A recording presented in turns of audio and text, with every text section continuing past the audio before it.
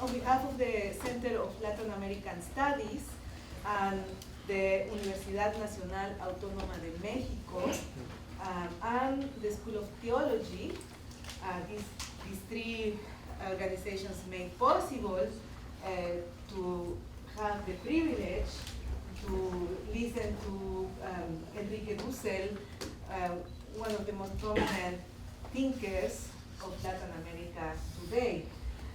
So I'm not going to say more. I'm going to let my colleagues introduce him briefly. Friends, good afternoon. Welcome, welcome. My name is Felipe Maya. I'm on the faculty here at the School of Theology. And I just wanted to welcome you to this event and say that the School of Theology and BU in general is really delighted to welcome in our institution Professor Enrique Dussel. For context, Professor Dussel is a founding figure in movements that generated the philosophy and theologies of liberation.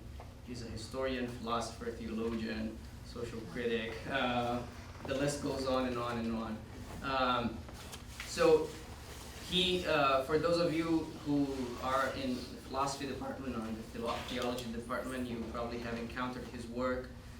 He's a leading figure in the decolonial turn, which is a process whereby scholars, thinkers, practitioners, activists are trying to decolonize our ways of knowing and to think of what philosophy, what theology can look like beyond this big invention that was called modernity, and if it's possible for us to overcome that. So our arrangement for this afternoon is that we will hear from Professor Dussel, and then we will open up for questions, conversation from you, if that sounds okay. This event is being recorded, so I also want to acknowledge and welcome everyone who is watching us through live stream, and also thank all of you for being here. So please join me in welcoming Professor Enrique Dussel.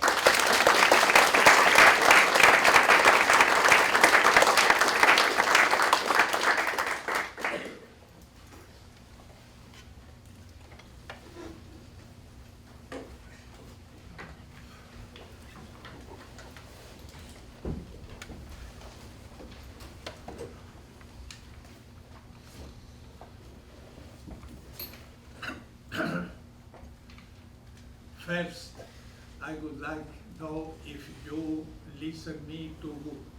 The last, you listen good? Yes. Very well. The last people is the first. Second, I don't speak English, and the organizer asked me in which language you will speak. And I answer in Spanglish.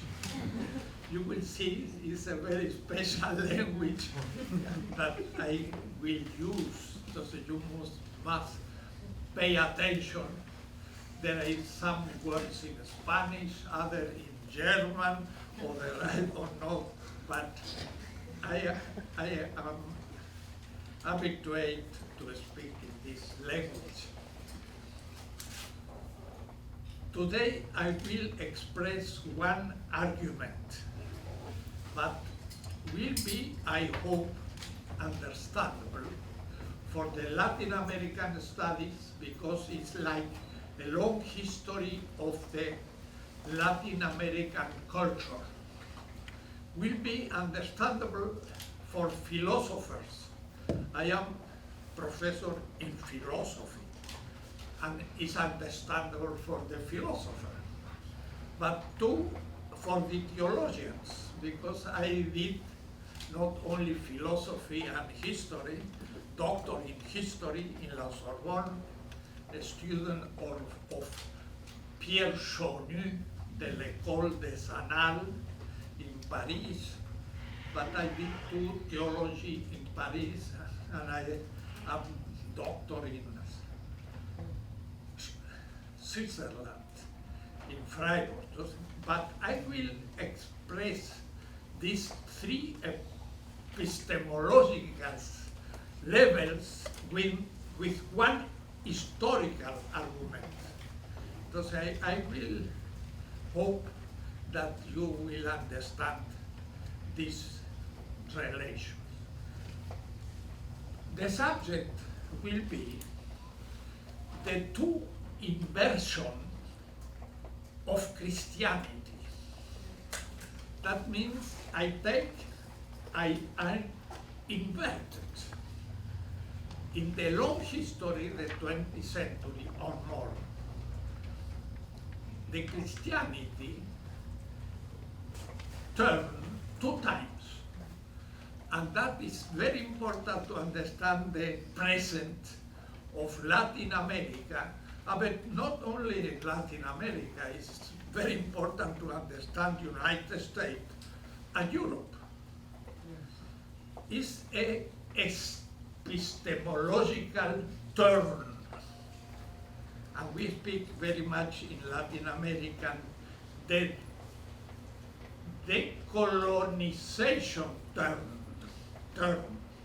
That means the episteme, the science, must change, and we must take a new vision of all human science, and not only the human science, but the science as such, and the technology too. We are in a very special moment in the world history of cultures, and you see Asia come back. China become very important. It's not a miracle. China was for the 4th century until the 18th century the most advanced culture in the world.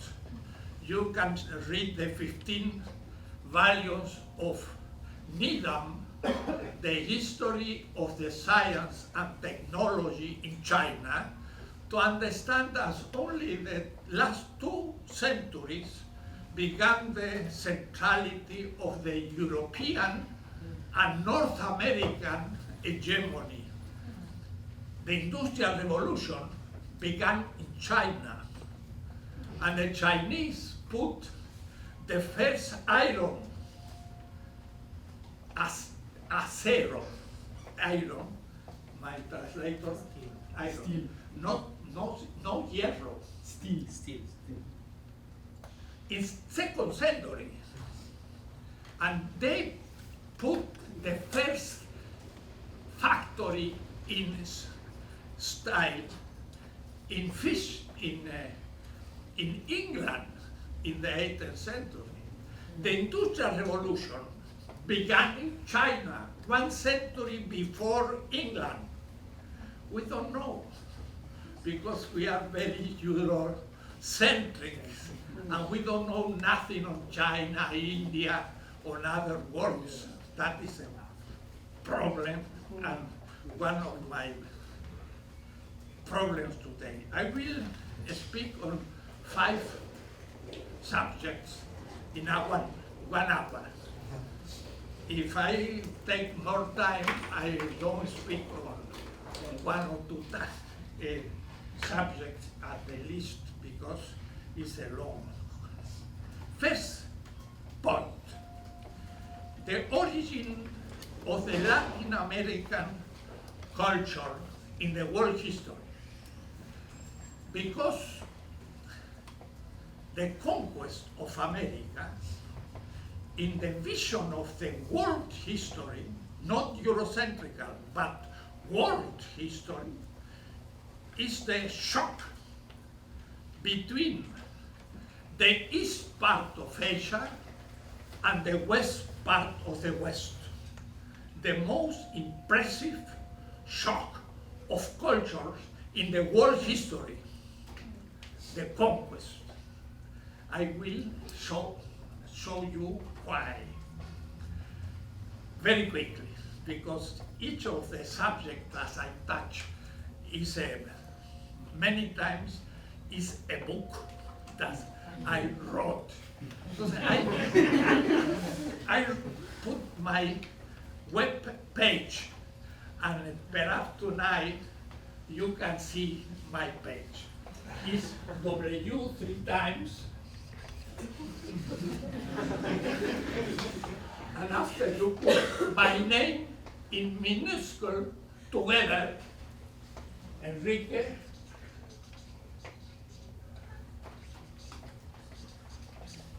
Dussel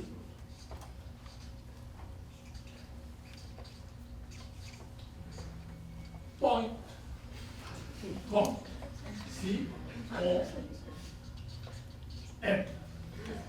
And there you can see in my different books, more than 50, what I will to say you now, a telegraphic exposition. The origin of the Latin American culture begin with the so-called original peoples of our continent. And now I speak our, your, and mine, because the Americans, North Americans, call Americans not only the North Americans. And we are Americans in Mexico or Brazil. We are Americans. But now I speak on all America. All inhabitants of this continent come through Bering from Asia, not from the moon or a miracle, or Columbus discovered, like Hegel, the Mensch, der Mensch said in German, the human being discovered America. Woo! And the Americans, the Indians, what was? A part of the flora and the animals, or come from the moon? The Indians didn't discover America. Aztec Empire, Maya Empire, Inca Empire, millions of Indian cultures with language. You go to Mexico and you can see a pyramid bigger than the Egyptians. But from where come that? One author said, that's proof this, that the Indians were not animals, but not more. and you can see splendid cultures like the India, that the old Eurasian cultures in America. They arrived all from the extreme east of the extreme east. The Indians are the east of the east, all the race.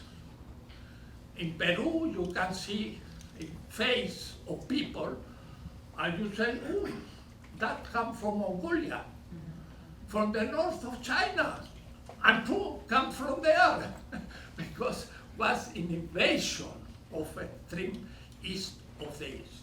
So if I am a map, I can say all our cultures, the old cultures, before we will not speak more on the discovery of America. That is an ethical mistake. I don't say historical, I say ethical, is in denigration.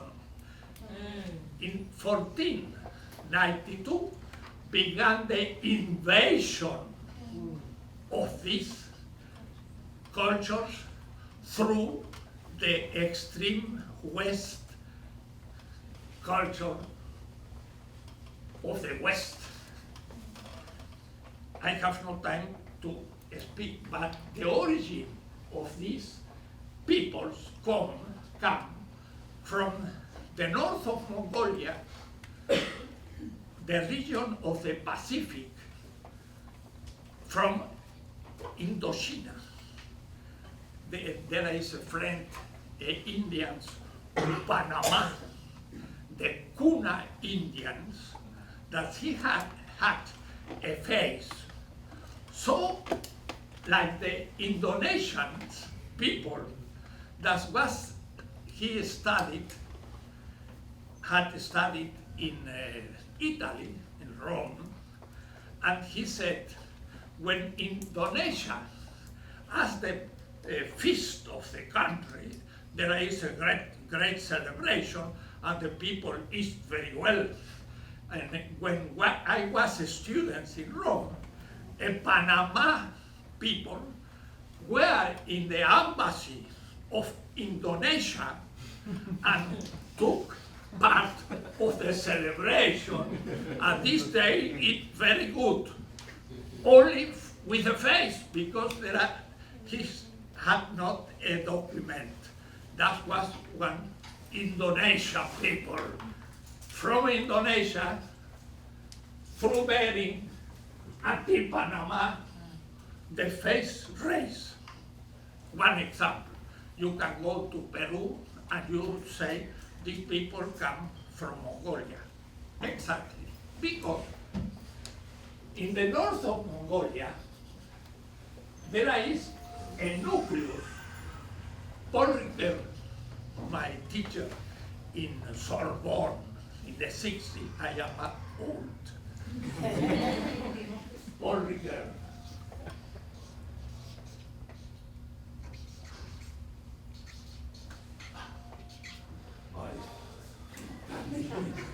Speak on a ethical, mythical nucleus. There is a cultural group of myths that explain the type of life. And he speaks on the Hellenistic civilization and the Semitic civilization. But I need to speak to a ethical, mythical nucleus in the north of Mongolia that cross Bering, Asia, America, and all our peoples from Alaska until Feuerland in south of Argentina, they have a vision of things similar like China, Japan, Indonesia. They think that the origin of the ontology of the world was the two. One and the other. Two. You know that in China they represent that of this manner. That is in the drunk of South Korea, the drunk and drinks the two parts of the universe. In Mexico, the first god is Ome, the otter. Ome, the otter. Ome means two. That means China and the Aztec people think that the origin of the universe was two principles, and after 4 principles, and after 8 principles. That is from China, Japan, Alaska, the Aztec, Mayas, and Incas, until the Onas in the south of Chile. The same ontological vision of the world, that is the Orient. That means the first period of the Latin American culture as a nucleus that comes from the east part of Asia and comes from America. That is in the cultural studies, in philosophy, in theology, in literature, one origin of Latin America. First part. Second part. The other part constitutive of our culture comes from the west part of the West, Spain and Portugal in 16th century, because the pilgrims arrived in 1630, more or less. I did my dissertation in history with the document of Sevilla archives in 16th century, means 1492 until 620, before the Pilgrims, and I studied all bishops' organization from Mexico until Argentina, Brazil until Peru. All the church was 38 bistums and was all organized with many universities. In the Mexican university, which was founded 1552, and Santo Domingo, in Lima.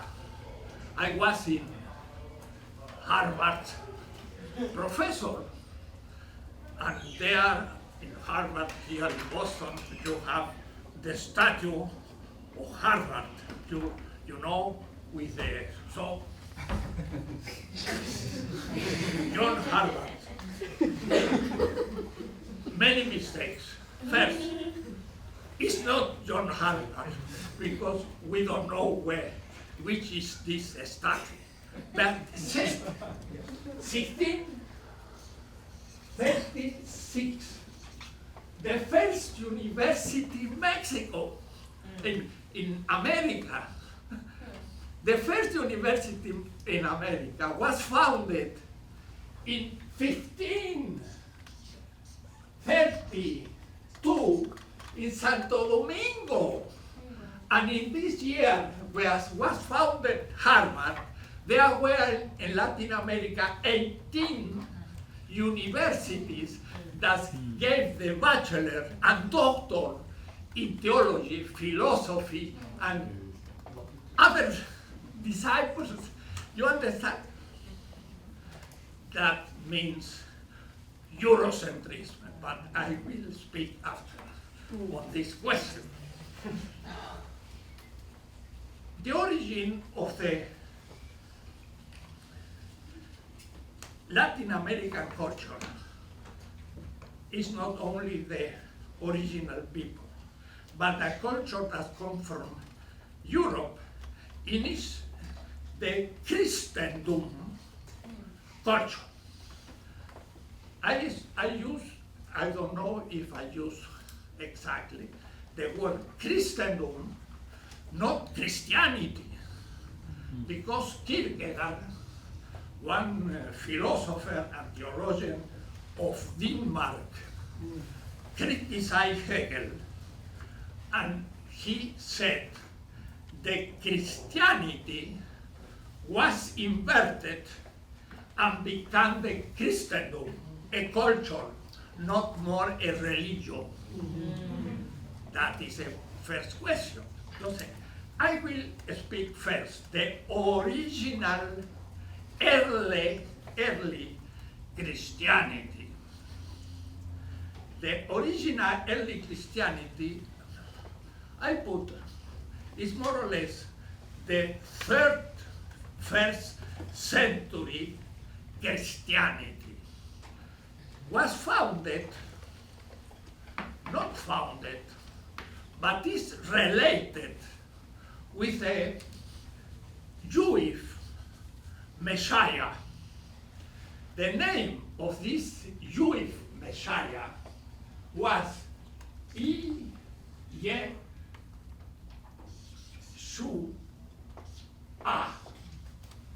In Hebrew, Jesus. This is a Hebrew Messiah. Messiah means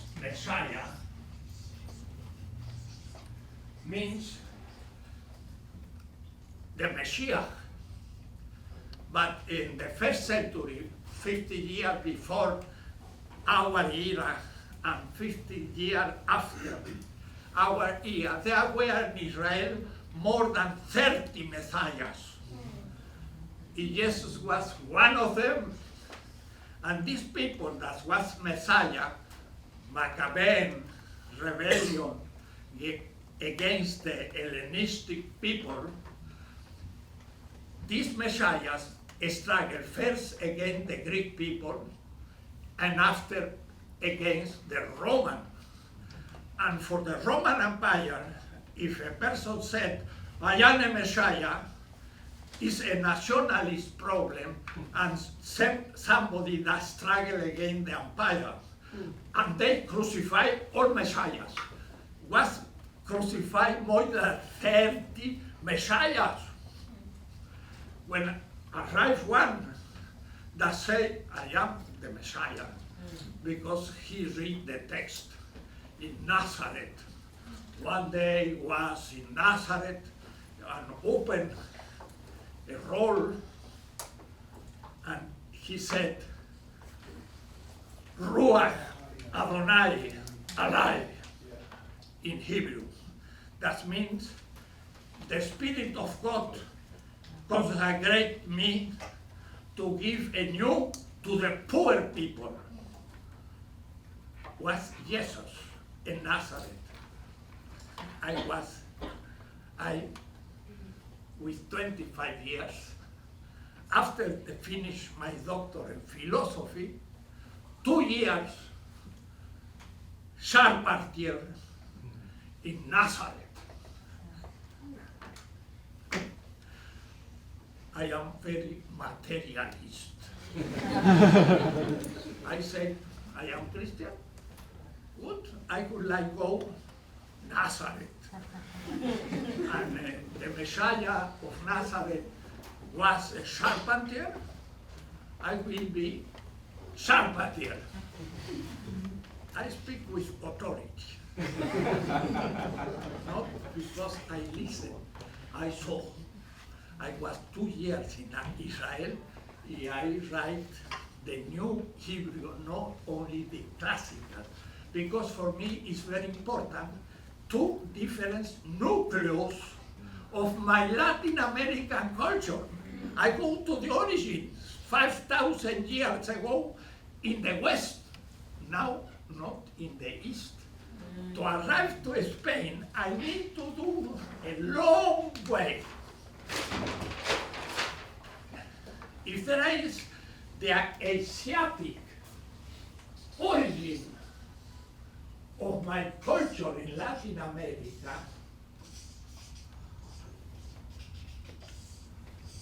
that's come from there and read there.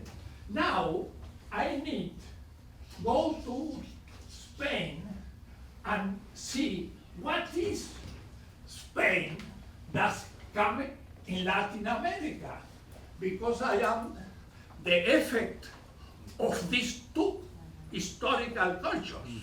Because I wrote a book, The Semitic Humanism. In the prologue, I said, I will study the Semitic culture to know the origin of my Latin American culture. You can read in my page. I wrote this book 61 of the last century. My first book on the Semitic people 5,000 years ago. I began my history from the beginning. And I arrived today and I work in Morena, a new party in Mexico with Andrés López Obrador. Long history. But I have a culture. I know the history. Your history and my history from the origin. And I can show the difference between a North American culture and the oldest culture of Latin America from the North America, because our culture has a Neolithic high culture. In North America, there was nomadic people with the invasion of this part. Interesting. The origin of Christianity was a critical group of believers in a Messiah that said, that the poor people is the most important. And in the last judgment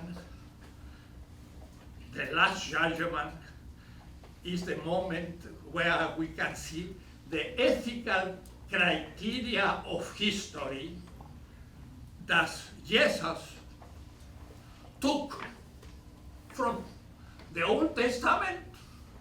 No, for Egypt. Because in Egypt, there were one god, Osiris.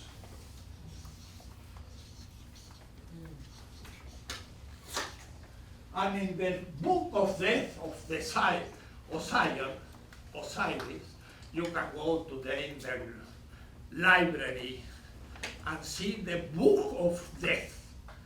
The book of death is a combination of many expressions in the pyramids or the papyrus.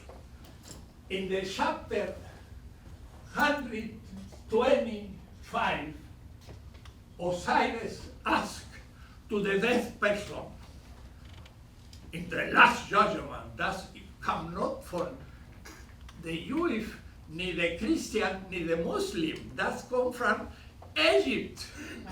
And he asked to the dead, what you do good in your life?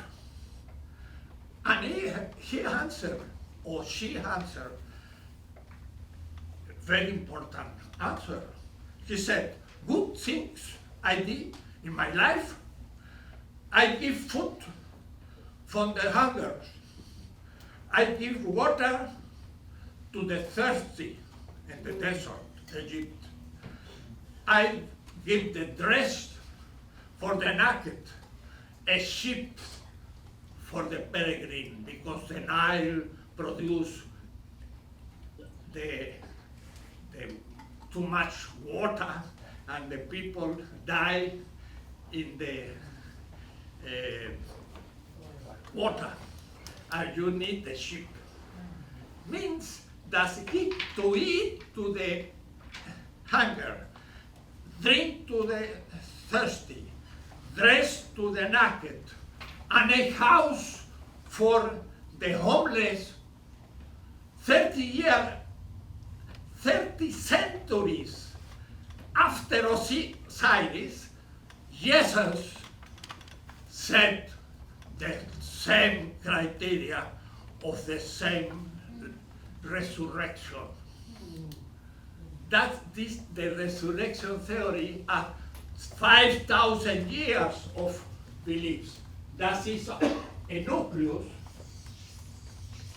and a nucleus, ethical, mythical nucleus of the Semite people. And the Semites were in Egypt, were in Mesopotamia, Iraq, Assyrians, Phoenicians, Byblos, Sidon, was the Palestinian, and one group of the Palestinian and one dialect from the Palestinian language is the Hebrew, and from the Hebrew people come Yeshua, the Messiah, that was the origin of Christianity. That means the Latin America culture understand this tradition. When I ask to a poor person in Peru, Brazil, etc., and I ask, you know who is Osiris? But you know who is Moses? I know Moses, because they are Christians. That had 5,000 years of history. Now, in the culture, that to say that to be Christian means come from the Hebrew, come from the Greek, Christos in Greek is the Messiah. If Christ noi, the Christians are the Messianic people. That is the name of the Christians, not Christians. Are the Messianic in Greek. It's important. But they are Messianic in relation with one of the Messiah of the Hebrew people, that was Jesus. And that was the group in the beginning. Bien, I have no time, because it's not a semester, it's a small lecture. The Christianity was against the Roman Empire when it was necessary to worship it, the divinity of the emperor. That was the pontifex, the bridge with the human being with the gods, the emperor. The emperor was the pontifex of Rome, not the pope, the emperor. But because the Christians said, the emperor is not the bridge. The bridge is Jesus. And they couldn't worship it to this God. And was accused, the Christian, atheist of all the Roman gods, and go to the circle and was killed. Was against the Roman Empire because denied the divinity of the empire, and the emperor were critical. And they died 3 centuries. We can take 1, 2, 3 semesters on systems, but that's the second tema.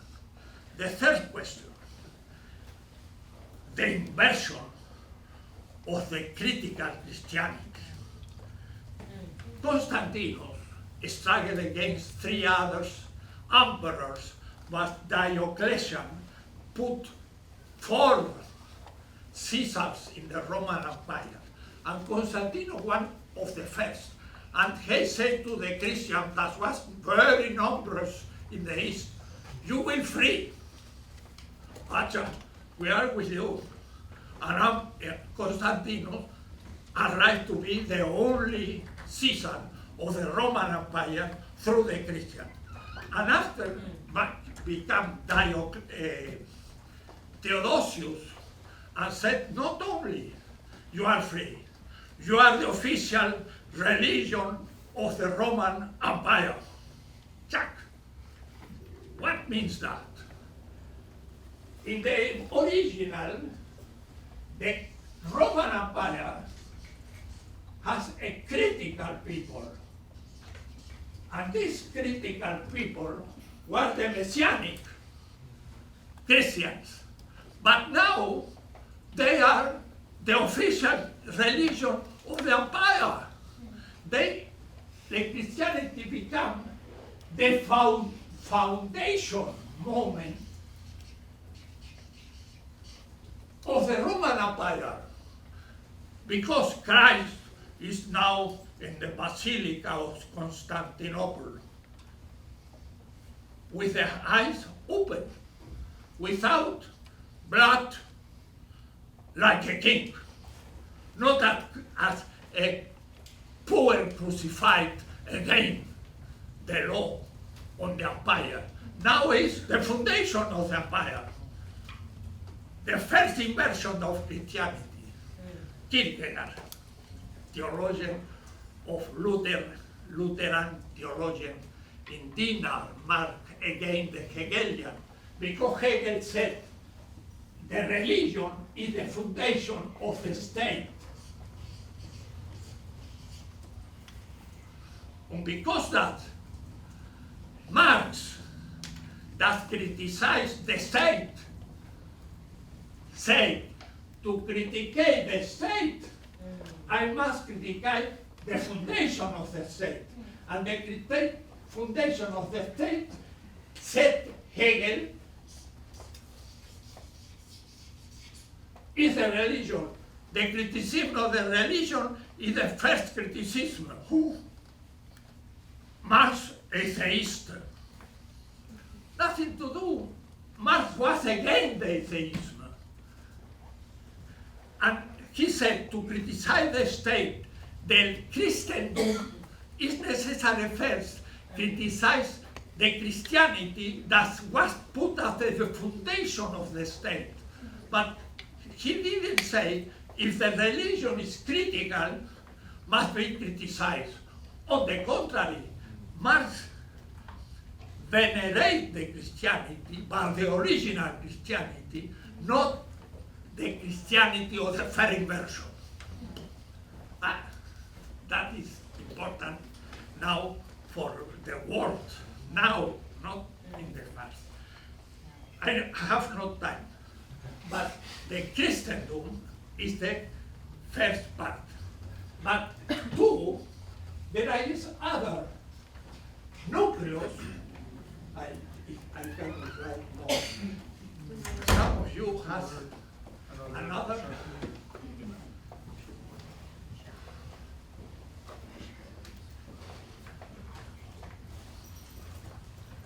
Ya. No, pero esto no va a andar. No. There is another nucleus, was the ethical, mythical nucleus, Hellenistic. I have no time. The Greek manner to see speak, for example, of body and soul. The Hebrew don't speak of the soul, never. They speak of the resurrection of the share, flesh. And you see, in English, I believe that in the credo, you say, I believe in the resurrection of body. It's true. You use this expression, it's heretical. It's heretical, the translation in English, because if I believe in the resurrection of body, it's because the soul is immortal. In the immortality of soul is a Greek theory, never a Semitic, Palestinian, Hebrew, or Christian. The Christianity don't believe in the immortality of soul and the resurrection of the flesh. Flesh in Hebrew is basar. It's no body. Body is soma. And the contrary of soma is the soul, psyche. But the Hebrew don't think never in the soul. Athenagoras in the 2nd century said the Greek people believe that there is a soul. We believe that the soul died. The Christian died. And I study especially the 1st century. It's very interesting how the Christianity thought the resurrection.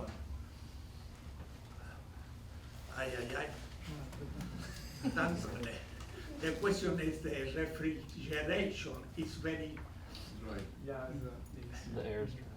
es muy seco y me parte la nariz. Espero que no crezca. Bueno, no, there is no solution. There is no water. Water. Tengo que tomar agua.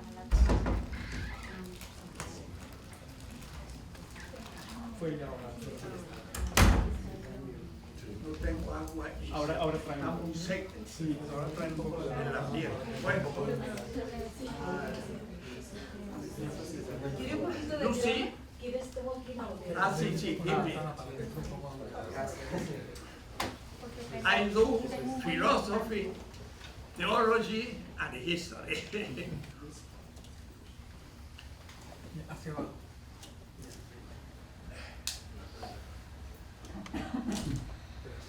Well, that is too much subject for a small exposition. But I have a different vision of things. Good. The first centuries thought the other manner that the Christendom, where the Christianity become the foundational part of the empire and took many Greek elements in the Semitic vision of the origin of Christianity. It begin to speak on the soul and the immortality of soul. You cannot find one treatise in the first 3 centuries of Christianity on the immortality of souls. You can only find resurrection of flesh, but the flesh is not the body. The flesh is the human being, complete. Nefesh, God means soul, means life. The life is the blood. If I take the blood of a living being, die. Blood and flesh, Eucharistic. The flesh is the bread, and the blood, the wine, is the life, not the soul. The Eucharistic is the symbolization of the human flesh and the life, not the soul. That's other volume. The dualism in the Greek anthropology, and after how the Christianity became dualistic. One book, 400 pages. I worked more than 2,000 quotations. The pater, Latin and Greek father of the church, how become the Christianity more and more Greek and less Semitic. Second inversion, first inversion. I go very quickly to the second now inversion. The European Christianity founded the sacred Roman Empire. And sacred, that means divinize. Carolmania, 800. That was the kingdom of God in earth. No, that was the earth kingdom, not the God kingdom. Was an empire, but the Christianity believed that it was the reign of God. What means the Middle Age? Middle Age is a category to use in all the world history. The feudalism is a category that can clarify the culture in China, India, Muslim world.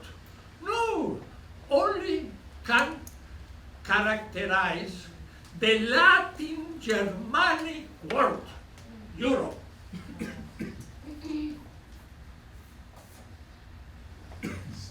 60 million persons. In the time of the Middle Age, when from 7th century until 1492, Europe was isolated of the world history. That is the Middle Age. The Middle Age is a world that the Muslim world put to Europe. The Muslim world was never in the Middle Age.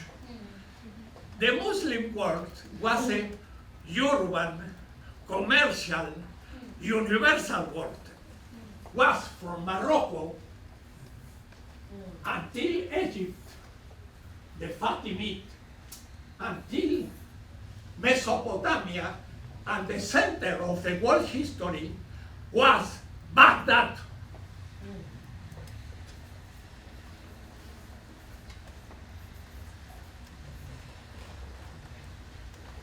I say always, I will say today, Baghdad, that the barbarian in the 21st century destroyed. The barbarian does don't know the history. Baghdad is London, Berlin, Paris, and Rome together. If we destroyed Rome, Berlin, Paris, and London together, that is Baghdad. Is absolutely destroyed. Who? You know. You know. It's a problem because this generation in the future will call barbarian attention. Baghdad was the center of the world because from Baghdad the people go to Constantinople, to the Cairo, Fatimid, through Kabul to the Mughal, in the Mughal until the commercial world in Southeast Asia and arrived to until Philippines. From the Atlantic to the Pacific is through the desert until China. But that was from 756 until 1280, the center of Eurasia, 500 years, so much like the modernity. And we destroyed. That's, I speak in favor of the Islamophilia because it's a very important subject, but not today. The Middle Age is only, Europa was 60 million persons. China alone was 150 million in the same time, three times more. And was the center of the culture. They know that the sun was the center of the system. They discovered the paper in the 6th century, the printing machine in the 8th century. In the 9th century, they printed paper money. 1,000 years before Europe. It's not a miracle that today is the comeback of China. Was 1,000 years the center of the culture of the world. China and Hindustan was the center of the world market. All commodities of the world system was product in China until 18th century. 18. I have no time. It's a simple. The Middle Age is an Eurocentric invention. And all universities, 2 in Harvard, 2 in Mexico, and 2 in Peking, and 2 in Egypt, say the Middle Age, like a period of the world history. No, that was only Europe. What is the Middle Age? The isolation of Europe of the mercantile, urban world that was Islamic. The Islam was not in the Middle Age because they communicate from one part to the other very easy. Maimonides was in Cordoba, the Caliphate in Spain, but Avicenna was too in Cordoba, but after was in Morocco, Fez. In the Fez was a university in 900, and they studied Aristotle, the metaphysics, the astronomy, all science. In the 13th century, 400 years after Aristotle arrived in Paris, Thomas of Aquinas, San Buenaventura, the discovery in Aleppo, here, Aleppo, Aleppo.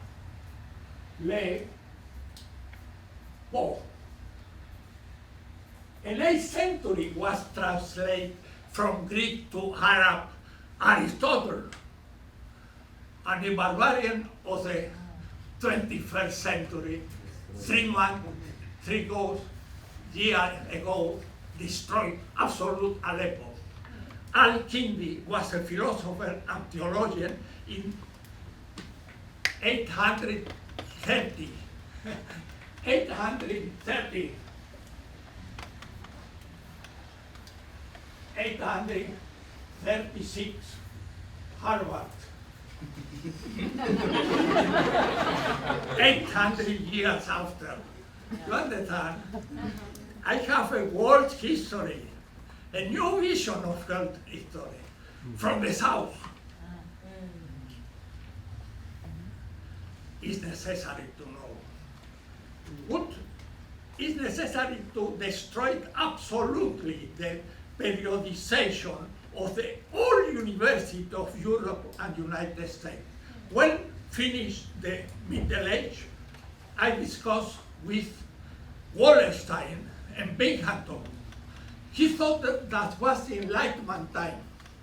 I said to Wallerstein, no, in 1492 finished the Middle Age. Why? Because this Europe isolate that can go beyond the world, and the crusades was the intention to occupy the center of the market, and from there arrive to China was destroyed in the 11th and 12th century, the crusade. And after Europe was closed, because of that was the travel time. But the Arab was from Maimonides was Cordoba in Fez. In the Fez was physician in Cairo on a right to the Mesopotamia. That was not in the small European world. He was in the big hundreds and hundreds of caravans from Baghdad arrived to China, 100 each year. And one European, Marco Polo, one Olympic champion, arrived in China. You understand the openness of Europe, the underdevelopment, and the peripheral position and world history of Europe. I am enthusiastic to see, because when I go to Baghdad, or I gave a lecture in Egypt, I say, you were the center of the world in 500 years, no now. And the Arabs don't know which is the origin of the decadence of the Arab world. Was we, the Latin American, and I will show. The second, I come for the fourth term. the second inversion. Actually, you say, there is two inversion of Christianity. Yes, because the first was in 4th century in the hand of Constantino, Theological. But the second began in 1492. The 16th century doesn't have any place in the university studies. Because, for example, philosophy, the first modern philosophy was René Descartes. When he wrote the Discours of the Methode, 1637, 1 year after the foundation of Harvard. Now I see.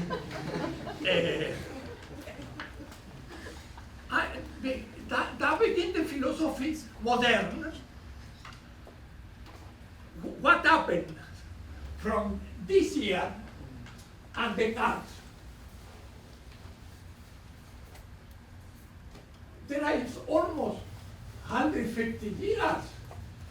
There is no philosophy, there is no theology.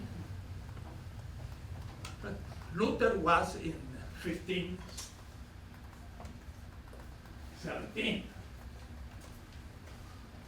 But the critical thing in Latin America began before Luther in 1514. You know where? In Cuba. Mire, the Cuba is not the land of Fidel Castro. It's the land of Bartolomé de las Casas.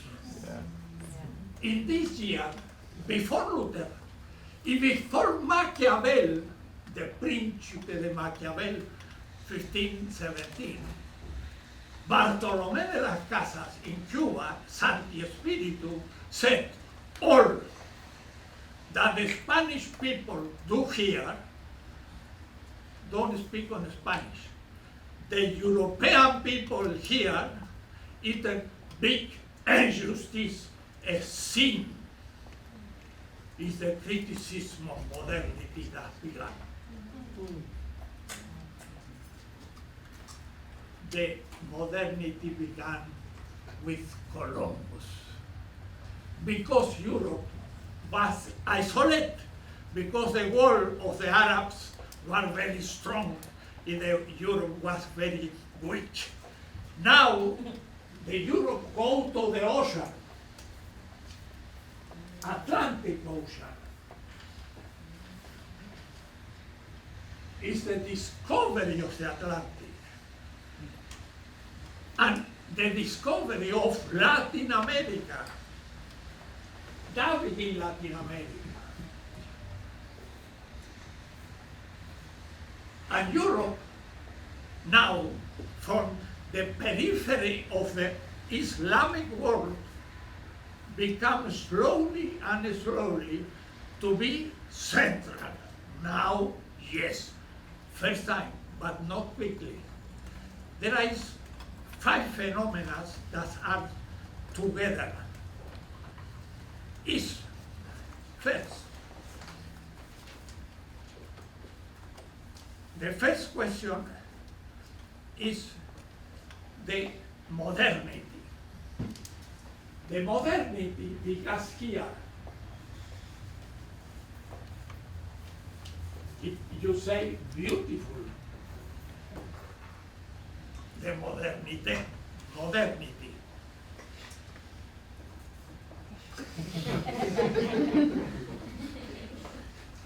For all people say that is modern, it's important, it's progressive, no, for me it's a bad word. It's an insult. When I say you are modern, Because with modernity begin the divinization of the ego, the Descartes, ego cogito. Yeah. I think it's the center of the world. And I constitute the nature as a quantity, res extensa, la secularization of the nature. The nature is explodable. I can explode the earth. I discovered the silver from only one mine of Bolivia that was discovered in 1536. You understand? It's 16th century. That's in all classic work. People of the north of Europe, France, Germany, Denmark, England, and United States, doesn't exist. 16th century. It's not only for the Latin American studies that are secondary and some without importance. Entonces, in 1546 is discovered the mine of Potosí. In Bolivia, produced more than 20,000 tons of silver. A massive quantity of silver. 1571. Lepanto. The Spanish people destroyed the army of the Turkey and between the south of Italy and the island. I was there and I said, here was the Lepanto conflagration between the Turkey army and the Spanish. 1571. And I, because I come from the south, not from the north, I say, 25 years after the discovery of the mines in Potosí, in Bolivia, and Zacatecas in Mexico. And Spanish people had money to pay one army and destroy the Turkey army.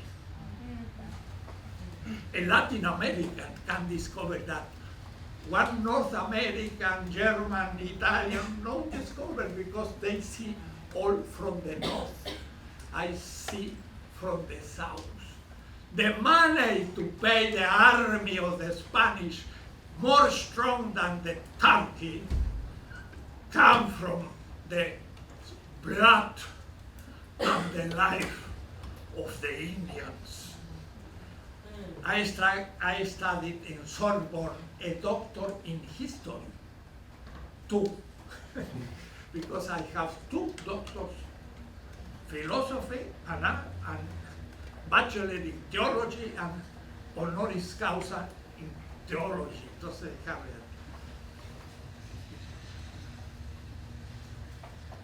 Spaniards take the silver and pay one army. And this army was paid with the silver of Potosí in Bolivia. And the bishop said, all the silver that go to Spain was taken from the blood and the body of the Indians. That means from the Potosí, they have 20,000 tons of silver and pay the army and destroy the Turkey ships and began the domination of the oceans, Atlantic and Pacific. And because of that, Charles V said in my kingdom, the sun, no finish. Because when Europe is night, it's light in Philippines. And they began the domination of the Atlantic, the Indic, and the Pacific Ocean in 16th century, where North America was not in history, because arrived after with the Pilgrims. When arrived the Pilgrims, Latin America was more than 36 dioceses. It was the church absolute organized. More than 20,000 tons of silver was from the mines with the dye of the Indians to Europe. And now the central capitalists begin, Europe in the center, and first Latin America, all 16th century, 8th century, 300th century of colonial time, the extraction of the witness, the wealth, silver, and after tropical beans, and after begin the coloniality to North America, after North America, and after is Africa, the slaves, and after to of India, but that's in 19th century. That means that 300 years the colony was only Latin America. The Africa was in the 1893, the Berlin meeting, and arrived China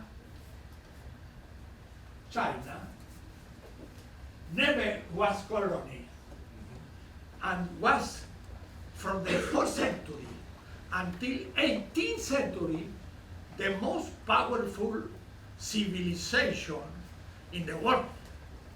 They begin the silver system. They discovered the porcelain. They discovered la seda, Silk.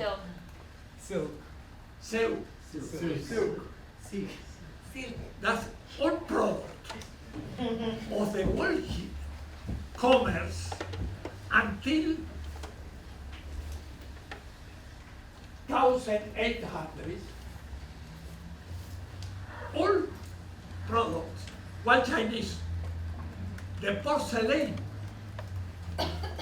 the China, we say, and the sauce, seda, silk.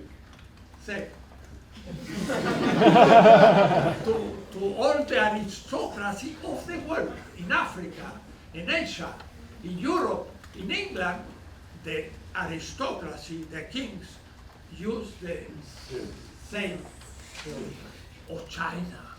Until this year, China was in the center. After began I say, tropical siesta, and now come back. It's not a miracle, it's a comeback. And very quickly go to recuperate the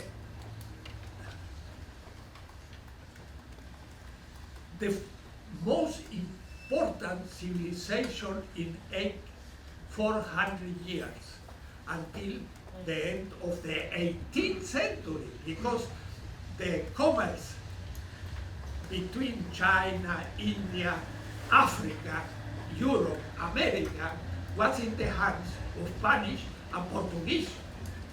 But the commodities was Chinese. And now come back. And come back how? And that is a extremely important moment. Bien, good. I say, now is, I say, the modernity, with the ergo cogito, I think, the soul, dualist, Greek, not Semitic, come back the antiquity. Ya no, there is not a flesh unite, but the body and the soul, dualism. And with the European capitalism begin the mercantile movement, 16th, 17th, 18th century, and at the end of 17th century, the Industrial Revolution that began in China. And after Europe take from China the mechanism, the ideas, and all the technical inventions, and began the technological revolution, and the capitalism became hegemonical in the world. But not only the capitalism, was too the centrality of Europe. If the others become colonies of the South, underdeveloped. The underdevelopment was an economical, cultural situation where China too became India, the Islamic world in Latin America become peripheral of the European and American,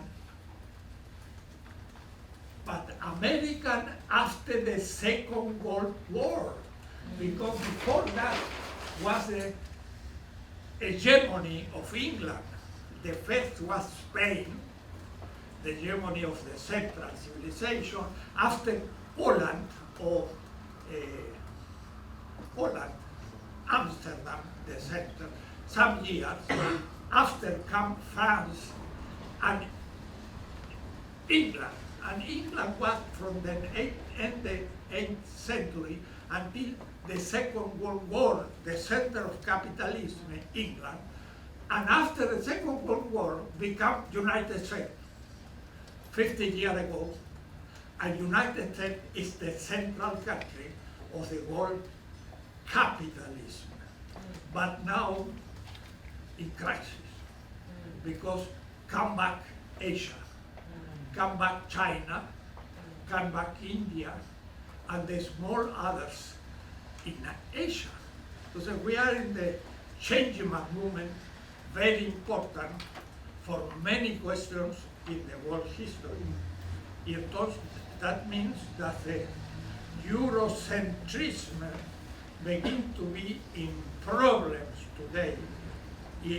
Exactly, we are in this moment in the reinterpretation of the world history and the situation of Latin America.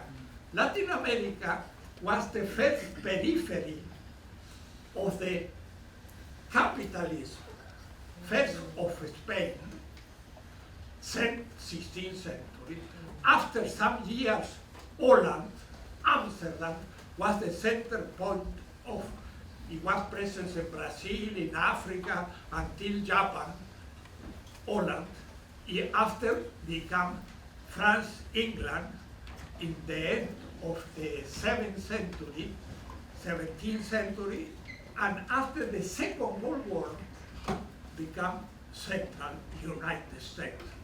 But now, exactly, we have a critical moment because Asia come back.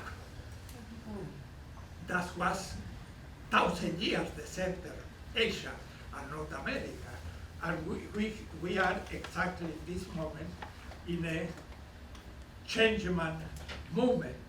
And we must situate now all our reflections in this very special moment. We speak in Latin America, in philosophy special, but too in different scientific fields. I think that the first original theoretical vision of the world history was the dependency theory that began in Latin America in the end of the 60s, where we begin to think in a center and a periphery, and we are in the periphery as Latin America, and we need to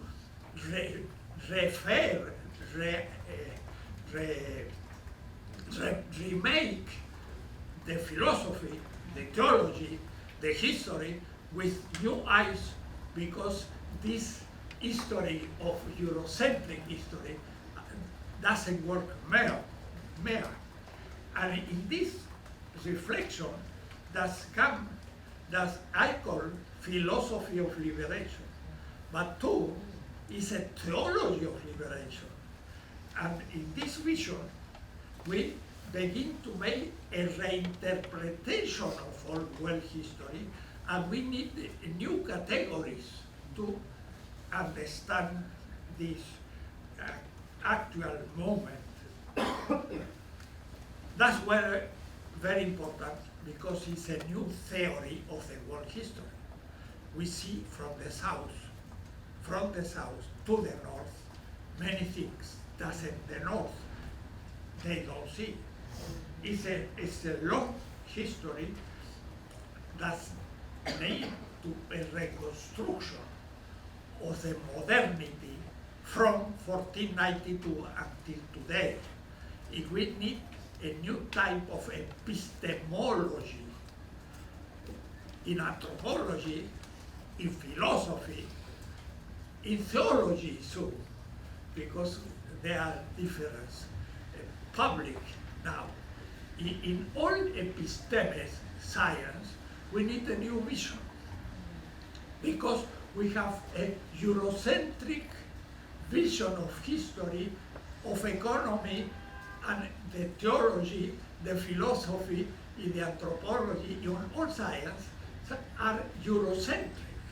That means they think the history of the episteme, interpretative, from the Greek people, Middle Age, and modernity. And the modernity began with Descartes, and after with, in the time, Luther, in the Reformation, in the Catholic with the Trent Concile, and it's always a colonial vision of history. The question is, put the body in the south, in Africa, in Asia, in Latin America, if from the south, see the center, and we begin to have an absolute new vision of things, a new philosophy, a new history of literature, a new philosophy of sociology, of theology. Because to the Lutheran began Luther 15, 17, 18, is a beginning of 16th century, and that is a renovation of the European, but they are Eurocentric. Now, I say, we are in a post-ecumenical moment. The division between the Christian, Byzantine, or Latin, or Lutheran, Catholics, etc., are in the past. In the present, begin a new history, and we need to see the reality of our world. In philosophy, is essential, because Descartes began the modern philosophy. 17th century, the 60th century is not important in philosophy, only for the people that studied Latin America. How? They are beginning the original situation. The Spanish people in 16th century put Europe in the center and the other cultures in the periphery. And that was the most important revolution in philosophy, but too in theology. So we are in a post-ecumenical moment in theology. We have in a new chapter in philosophy. We have to, in a new moment in the literature, etc. That is exactly very interesting for the university. I say we are in a epistemological decolonization, not only of the South, of the North, because the North need to rethink the central position in the interpretation of the science, human science, social science, in the world history. Does exist, demand an absolute vision in theology, in philosophy, in literature, in anthropology, in all science, sociology. We are in the post-ecumenical time, post many things.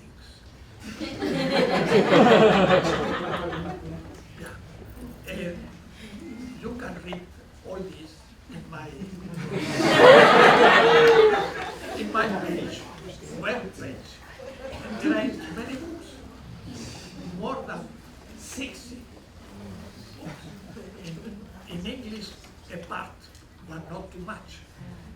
And now, in this moment, we need to rethink all, especially the history, and especially the human science, but not only the human science, too the physics, the mathematics, the biology, all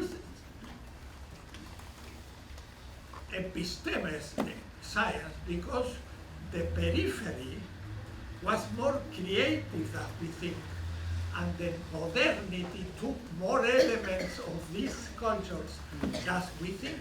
So there is a time of humility. Yes, I thought I used 1 hour, and I used 1.5 hours. Now,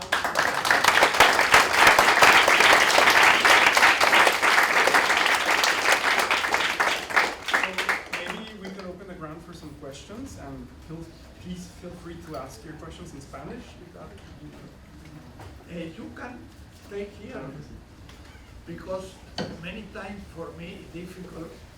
No sé si se quiera sentar, si ponemos una silla cerca y se quiera sentar. ¿Sí? Okay.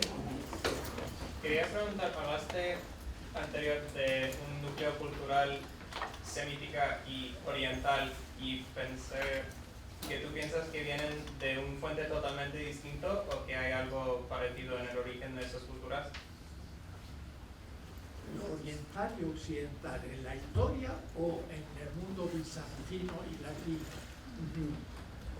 ¿Te refieres en que estabas hablando antes que el cristianidad viene de una fuente semítica y de que cultura americana viene del oriente? ¿Que tú piensas que son de fuente totalmente distinto o que sí hay algo compartido en el... Yes, very important. The Christianity is a messianic movement of the Jewish people. It is not an invention that comes from the revelation. It's a Jewish group. And the founder of Christianity was a Jewish rabbi. He was a Pharisee. There is a very interesting vision of an Argentine Jew that wrote a book, The Jewish Origin of Christianity. It's evident Jesus of Nazareth was 100% Jewish. More than that, the consciousness that founded a new religion is not present in the founder. And I cannot not speak more of the founder of Christianity. Jesus has not the idea and the position to found the new religion. No, he was in the Jewish people with very concrete positions, Pharisee with Essenian influence, and was a group of the Jewish people. The question is when this community means koinonia, but to ecclesia, la ecclesia, the church, is a community. In the first community was Jewish, and that for me was clear. The question is where this Jewish group took consciousness to have originality and began the separation with the other Jews.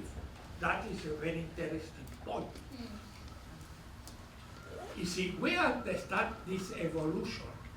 Entonces, there is, your question is necessary to be put in this moment. Entonces, what you ask me, a new time.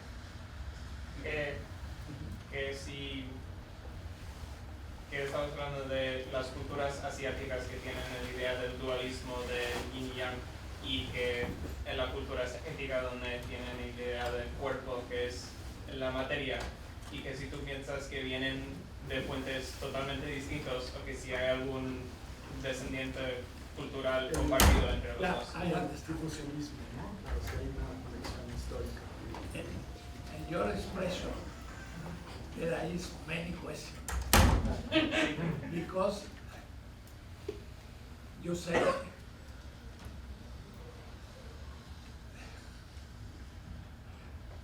you speak, for example, of matter, la materia, no? It's not the Jewish category. They speak of basar, y la basar is the flesh, and the flesh was translated in the Septuaginta in the first century from Hebrew to Greek. Out. There we have a very important problem because basar that I read a book like basar is flesh.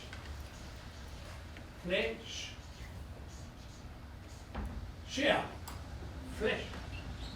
If we think that is body, but the question is the translation. The Septuaginta was a translation in Egypt, because all Jews, the Roman Empire, lose the Hebrew and they speak in Greek, and they made a translation from Hebrew to Greek. There begin the problem, because which translation has this Jewish flesh or body?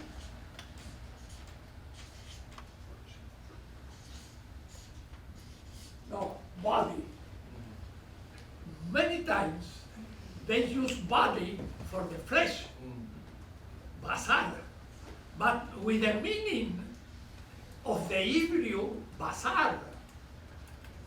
Entonces, Paulus of Tarsus, that was a Pharisee, that knew very well the Greek, because he came from the diaspora Greek, but was a student of Gamaliel in Jerusalem. He knew very well the Hebrew. He speaks, for example, the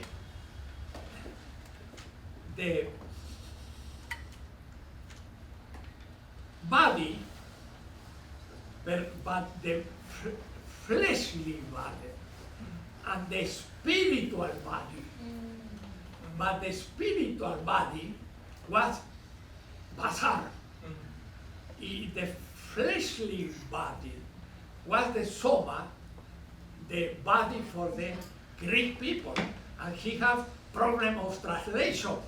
And to the reader in Greek, that was the 90% of the Jewish people, because out of Israel all lose the Hebrew and read in Greek, begin like confusion. Because that's, I work very slowly in a big book. In the year 61, when I had 26 years old, and that was my first intuition, a Latin American Argentine in the origin, that I said the Christianity was not Greek, was Semitic. And because of that, I would like to go to Israel to know the Hebrew word, language, in geography. I was from Nazareth to foot until Tiberias Sea, 40 kilometers in one day. I was 6 months in the kibbutz Ginosar, fisherman, and I read the New Testament in the sea with a small ship. I was charpentier in Nazareth. I saw the mountains like the founder of Christianity.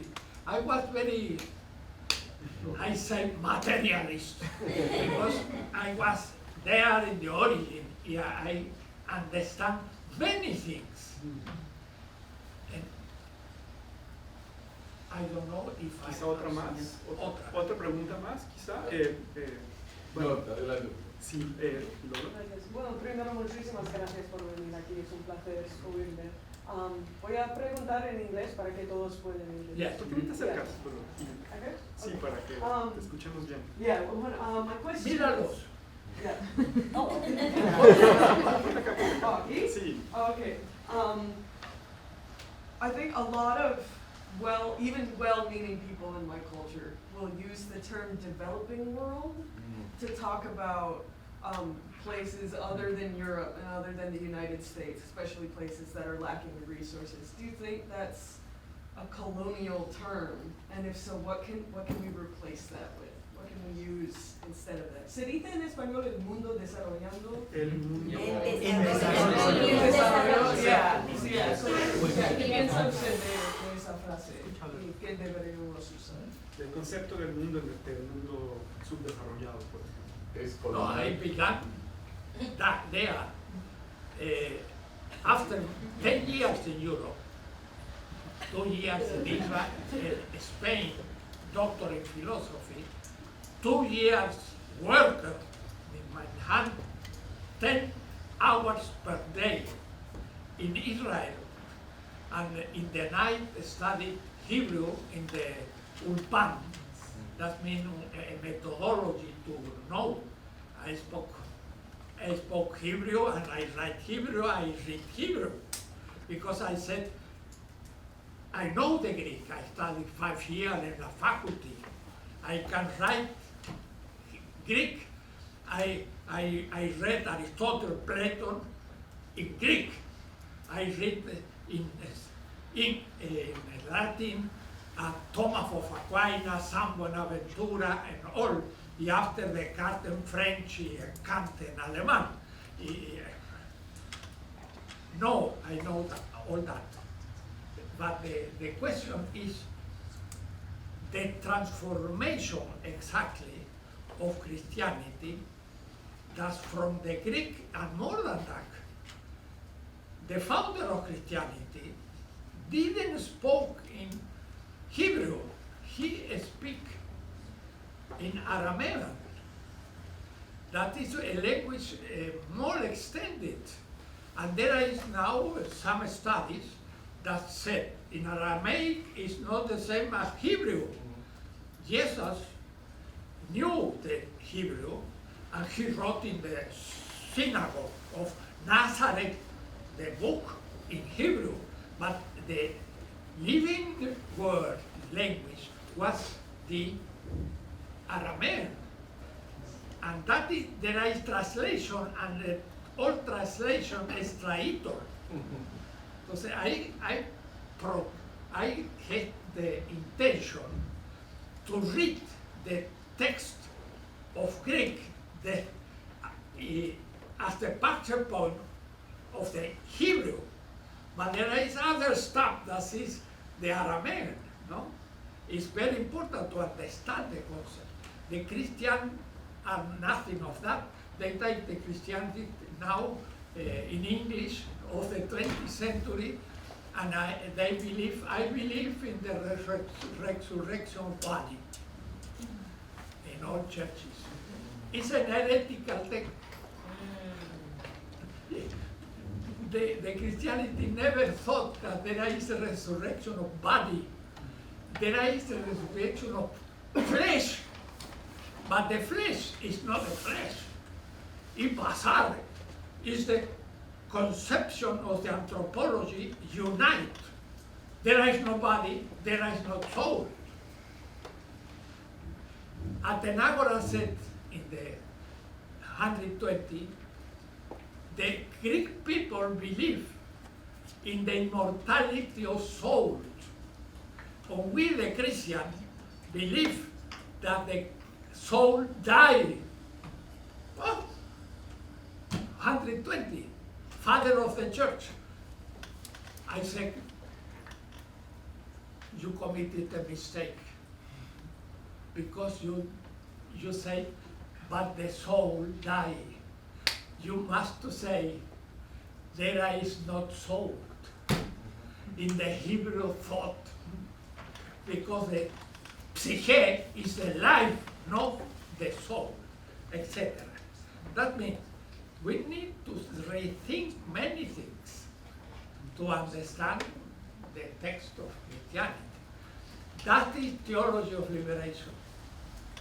The theology of liberation is not a Marxist interpretation of company. It's come back to the original Christianity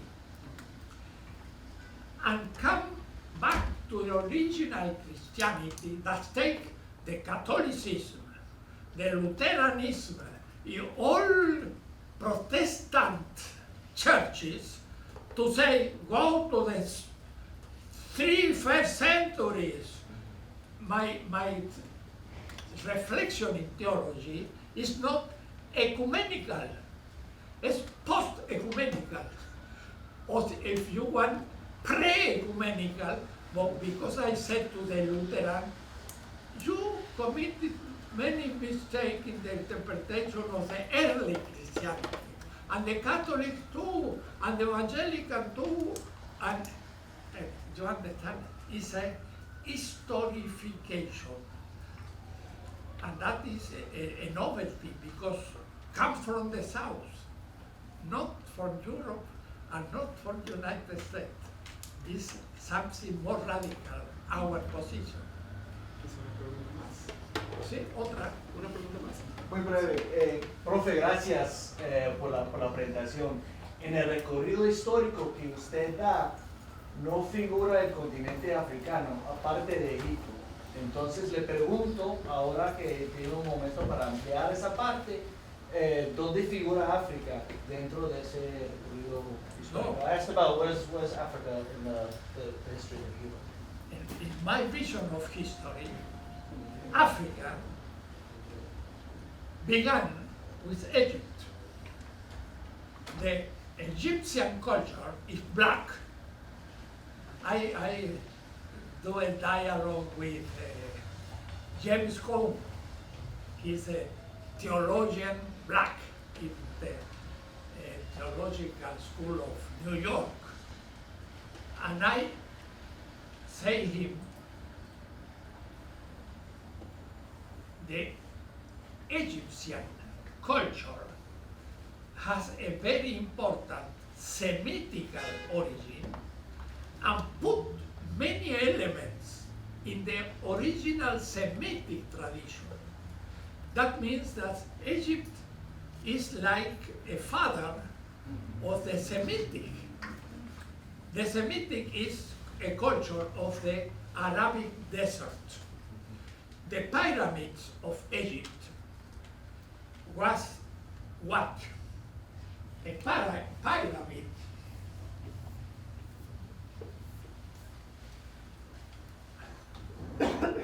was a tomb. And there was the pharaoh. And the pharaoh was put there to hope and hope the resurrection. And the pharaoh will take a new time the fleshly being. From there, because the Jewish people was in Egypt, and more, the founder of Christianity was in Egypt, and sure that more than Isaiah was Egypt, the origin of the belief of the founder of Christianity in the resurrection of flesh, no body. That means there we have a tradition, Egyptian, that is the most old, 5,000 years ago. Only 2,000 years ago, Jesus of Nazareth took this Egyptian tradition that was to the Pharisee tradition and speak in Matthew 25 the criteria of resurrection. That means Egyptian doctrine. It's essential the question, but because the ethical, and now I speak as philosopher, the ethical principle of the Egyptian and a group of the Jewish people, the Pharisees, and the foundation of Christianity, Jesus, the criteria was give food to the hunger, give water in the desert to the thirsty. Then they dress to the naked. And after 30 centuries after the United States, the founder of Christianity, that give a house to the homeless. Now I am in 21st century, and I say, what is that? The ethical principle, food, water, dress, house, you are the materialist. What said Engels?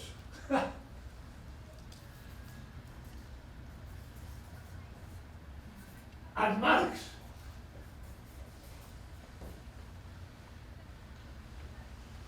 Engels said the four big needs of the human being is eat,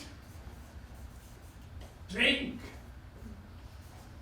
has a clothes and a house.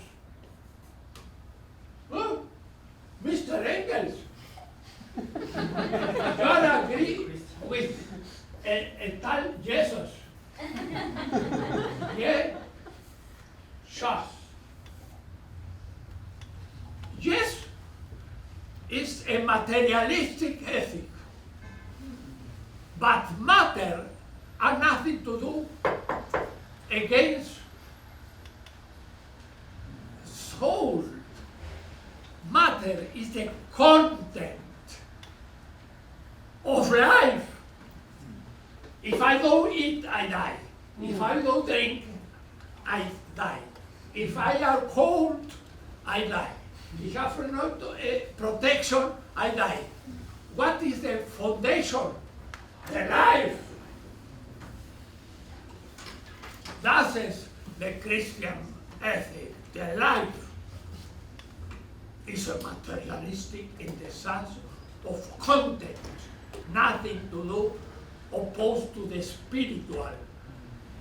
The spiritual is accomplish the needs of the flesh that is not the body. All different. So the people ask me, my students in philosophy, Professor, why do you don't speak of Jesus Christ? And you said always the founder of Christianity.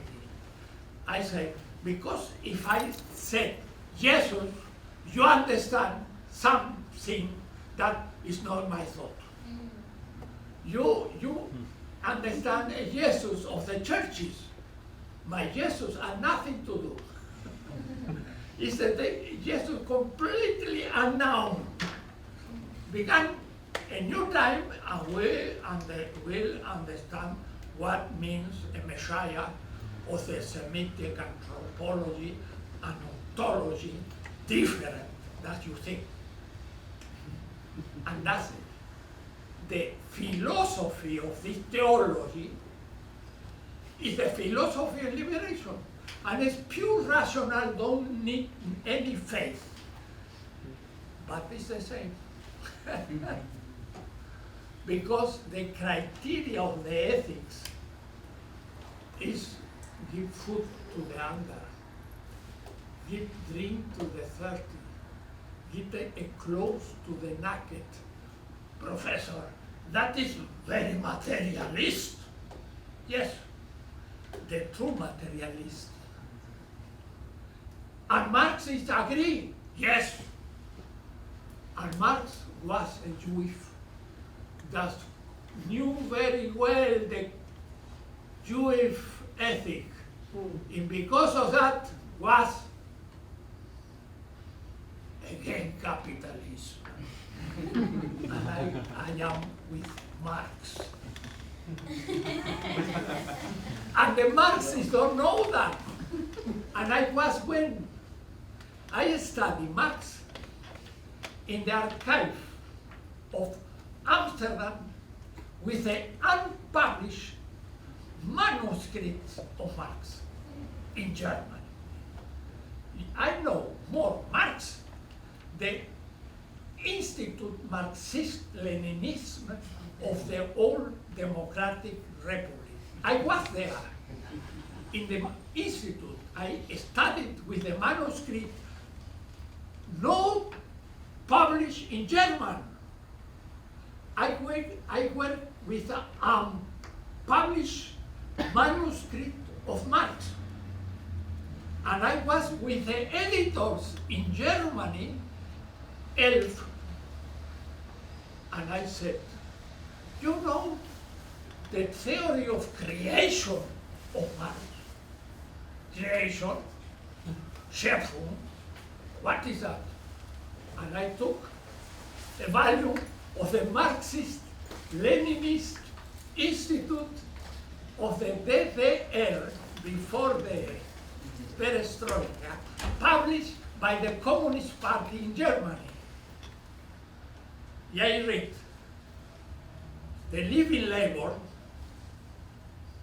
is the creative source of the surplus value from nothing.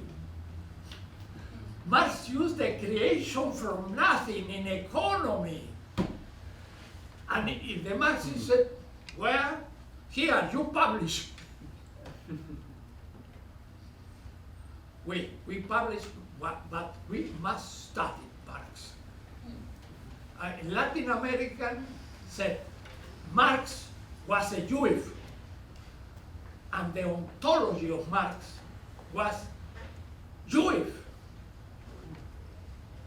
It's like the New Testament Christian. You understand that I say? Perhaps no. Because I give the inversion of the inversion. And you know, Jameson is a Marxist of the Duke University. When he listened in the class, because I was professor in Duke too, in Harvard too, in Nashville, in many American universities, and Jameson saw my expression, I said, oh. And after I wrote a book, The Metaphorical Theology of Marx, and Jameson read the text. It said, we must publish in the Duke University Press, and it's necessary a translation. But Jason is enthusiastic, and it's a theology of Marx. Again, the atheism. Who said that Marx spoke of the atheism? Never. He was again the atheism. In the 1874, write to Engels, the stupid duck of Bakunin. Bakunin is Marx said stupid. Will inscribe in the International a theological sect, the atheism. Theological sect cannot have place in the international, the atheism, because divided the workers. It's a theological question. Marx was against the atheism. For Marx, the capital is a new word. It's the fetishist question, not the atheism. But I inverted the Marxism now. I said to the Marxists, you don't know Marx. But that in Berlin, in Moscow, I was, and in Latin America. Y entonces the Marxists said, this Dussel cannot understand that I do. You understand? It's necessary be a methodological inversion. Entonces, Marx will become very important for a new theology. And there is in Germany now professors in theology, in the university, good salaries. In Germany, theology is good paid. That began to do a Christian theology with a Marx category. And I say, like Thomas of Aquinas do a good theology with category of Aristotle, that was nothing to do with the Semitic comprehension of the world, because it was a Hellenistic, was the eternity of the universe, the dualism, and many things that the Christian couldn't accept Aristotle. But Alberto Magnus, the teacher of Thomas, began to work Aristotle. Aristotle took one satanic philosopher, a foundation of a new Christian theology, Catholic. And in the future, we will have very good Marxist theology, Orthodox, Catholic. But in the future.